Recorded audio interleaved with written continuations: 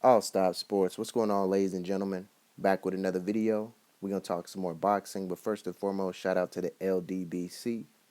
And shout out to my brother Sam T. Walden on surpassing the 1,000 subscribers mark. Congratulations, my brother. It's well deserved. Much respect over here. Now, I was doing a little bit of research to see if I could find any updated information regarding the possibility of a Triple G Danny Jacobs rematch.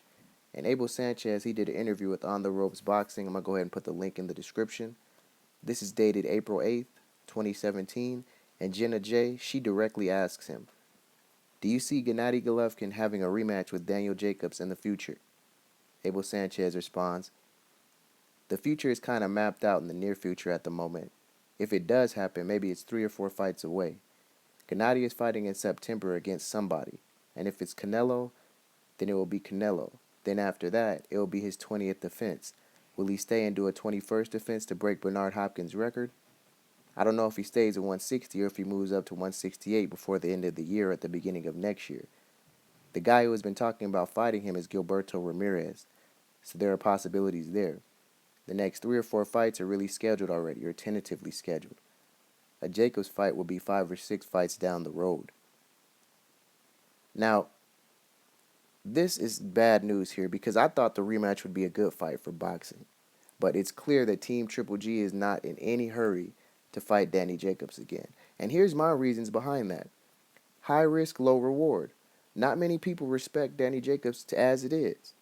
So Team Triple G is thinking, if we lose here, that bursts our bubble. We're not going up in weight fighting this guy. He's not a top pound for pound fighter. What's the risk? Where's the reward?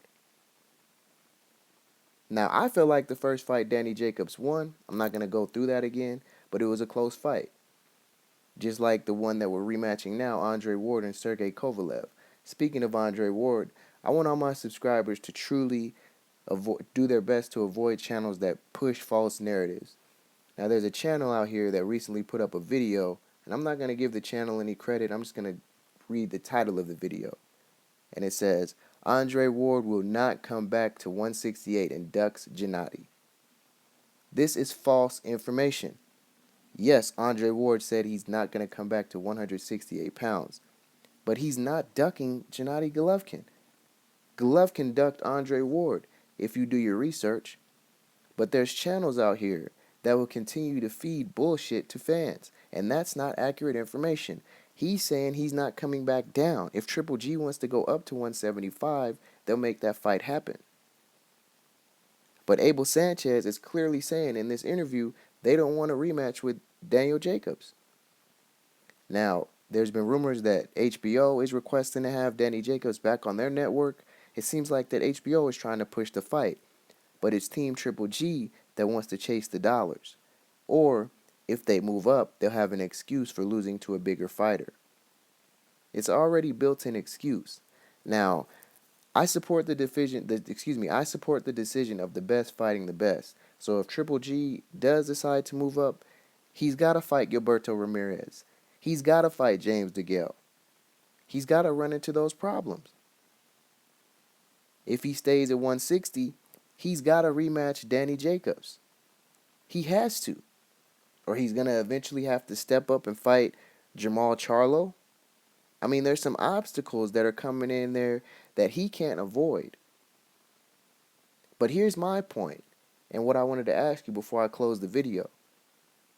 There's been rumors that Gennady Golovkin was hanging him up in 2 or 3 years. Does he really have 5 or 6 fights down the road for a Jacobs rematch like Abel Sanchez is insinuating here? I mean, I want you to think about that. I don't think we're ever going to see that rematch.